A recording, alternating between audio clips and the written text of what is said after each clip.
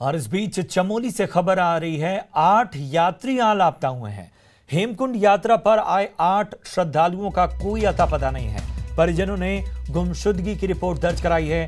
थाना गोविंद घाट में गुमशुदगी की रिपोर्ट दर्ज कराई गई है। आखिरी बार 6 जुलाई को परिजनों से बात हुई थी।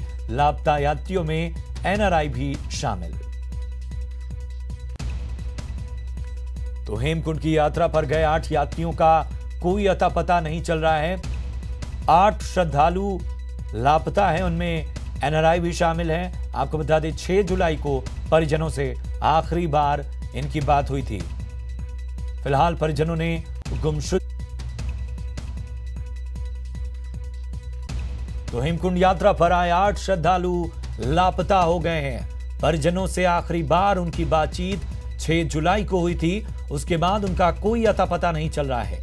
आपको बता दें इस पूरे मामले में परिजनों ने गुमशुदगी की रिपोर्ट दर्ज करा दी है। 8 लापता यात्रियों में एक एनआरआई भी शामिल है।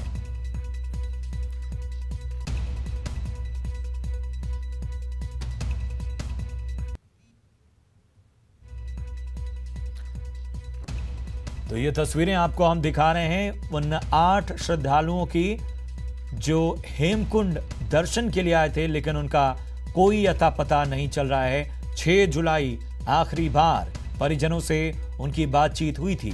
उसके बाद इन 8 का कोई अता पता नहीं चल रहा है। परिजनों ने गुमशुदगी की रिपोर्ट दर्ज कराई है।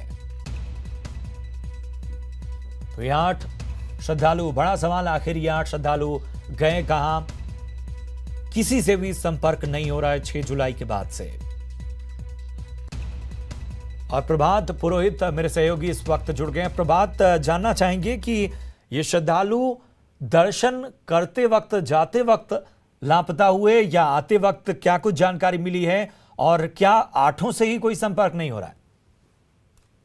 प्रशांत, आपको बताना चाहूंगा जो ये मामला सामने आया है, लोग रहने वाले थे और हेमकुंड साहिब दर्शनों के लिए ये लोग आए थे।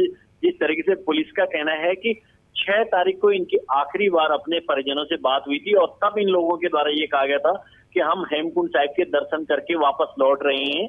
और उसके बाद ये गोविंद घाट से जब निकले तो उसके बाद से अब तक इनका पता नहीं लग पाया है कि ये कहाँ पर हैं, किस स्थिति में है। और जो इनके मोबाइल फोन है सबके स्विच ऑफ आ रहे हैं, कोई फोन नहीं लग पा रहा, किसी तरीके से संपर्क नहीं हो पा रहा है, जिसके चलते परिजन जो है बुरी तरीके से डरे हुए हैं। और इसकी बाकायदा से गुमशुदगी रिपोर्ट दर्ज भी जो है थाना गोविंद घाट में परिजनों के द्वारा दर्ज कराई गई।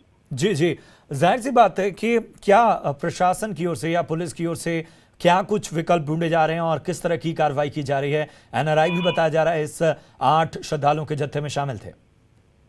जी, इसमें 2 एनआरआई की बात सामने आई है। पुलिस के मुताबिक 2 जो 8 श्रद्धालु हैं इसमें 2 एनआरआई भी हैं। और ये लोग जो हैं 6 तारीख को जो है आखिरी बार इनके अपने परिजनों से बात हुई थी और उसके बाद से अभी तक की स्थिति क्लियर नहीं हो पाई है कि अभी कहाँ पर है, किस स्थिति में है। और जब परिजनों के द्वारा जो है गुमशुदगी की रिपोर्ट जो है थाना गोविंद घाट में दर्ज कराई गई, उसके बाद पुलिस जो है अब हर पहलू पे जांच कर रही कि क्या कहीं दुर्घटना का शिकार तो नहीं हो गई, वाहन किसी खाई में तो नहीं गिर गया, या फिर ये कहाँ है, किस तरीके से सीसीटीवी फुटेज जो पार्किंग एरियाज हैं, जहां पे पार्किंग एरियाज है उन जगहों के सीसीटीवी फुटेज के आधार पर भी जांच की जा रही है। और जो होटल रेस्टोरेंट में जहां पे रुकने की संभावना जताई जा सकती है, जब ये हेमकुंड दर्शनों के लिए गए उस दौरान जहां रुके उस दौरान भी जो है उस चीज को जुटाई जा रही है कि कहीं से कोई क्लू मिले जिससे कि इन लोगों की कोई भी जो है निशानदेही है इनके बारे में कोई जानकारी मिल पाए। जी, प्रभात, आपसे समझना चाहेंगे जो हेमकुंड साहिब को रास्ता जाता है और जो पूरा रूट है, क्या ये दुर्गम रूट है? क्या पुलिस लूटपाट या किडनैपिंग के एंगल से भी जांच कर रही है? प्रशांत, आपको बताना चाहूंगा जो हेमकुंड साहिब की हम बात करें तो गोविंद घाट से 19 किलोमीटर पैदल यात्रा करनी होती है श्री हेमकुंड साहिब धाम तक पहुंचने के लिए। और वहां से जिस तरीके से पुलिस की जो गुमशुदगी रिपोर्ट दर्ज हुई है उसके मुताबिक जिस तरीके से कि 6 तारीख को इनके अपने परिजनों से बात हुई है और उसमें ये कहा गया है बिल्कुल, तो तमाम कोणों से देख रही है पुलिस इस पूरे मामले को। बहुत बहुत शुक्रिया करेंगे इस अहम जानकारी का प्रभात। बढ़ते आगे, उधम सिंह नगर की तहसील बाजपुर के ग्राम बांसखेड़ी में कर्ज में डूबे 38 साल के किसान बलविंदर सिंह ने खुदकुशी कर ली। लेकिन किसान की आत्महत्या अब संदेह के घेरे में आ गई है। बताया जा रहा है कि किसान पर पंजाब नेशनल बैंक का 7,49,896 रुपए का लोन था। बैंक का नोटिस घर पहुंचने पर युवक ने डिप्रेशन में आकर खुदकुशी कर ली, जिसको जिला प्रशासन संदिग्ध मान रहा है। फिलहाल मृतक किसान के परिजनों ने आत्महत्या की बात कही है। आपको बता दें कि बीते दिनों 4 किसान बैंक का नोटिस पहुंचने के बाद आत्महत्या कर चुके हैं, जिनमें 3 उधम सिंह नगर के ही हैं। किसानों की मांग है कि यूपी सरकार की तरह ही उत्तराखंड सरकार को भी किसानों का कर्ज माफ कर देना चाहिए। फिलहाल पुलिस मामले की जांच में जुटी है।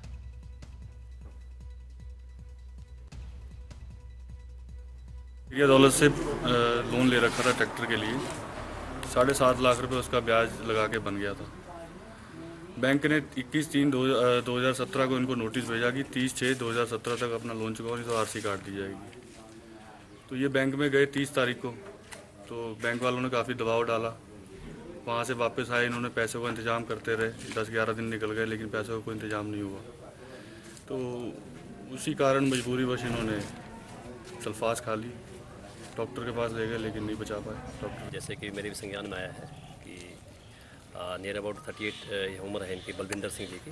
ये मेरी दौलत के रहने वाले हैं। तो इनका कहना है परिवार का कि बैंक से एक नोटिस आया था, जो कि जिसमें कि 7 लाख समथिंग इनकी देनदारी थी, जो बैंक से लोन लिया था, तो उसी को लेके परेशान थे।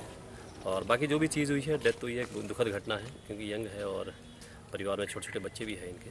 उसकी सभी लोगों से पूछताछ करके उसकी रिपोर्ट डीएम साहब को प्रेषित की। इधर अल्मोड़ा पहुंचे प्रभारी मंत्री धन सिंह रावत का विकास भवन में कार्यकर्ताओं ने जोरदार स्वागत किया। इस दौरान बाजपुर में किसानों की मौत पर दुख जाहिर किया गया। उन्होंने बताया कि किसानों पर ऋण के कारण आत्महत्या न करें, इसलिए विभाग और बैंक प्रबंधन से सख्ती न करने को कहा गया है। किसानों की जहां भी मौत हो रही है वो बड़ा दुखद समाचार। हमारी सरकार किसानों के प्रति बहुत संवेदनशील है।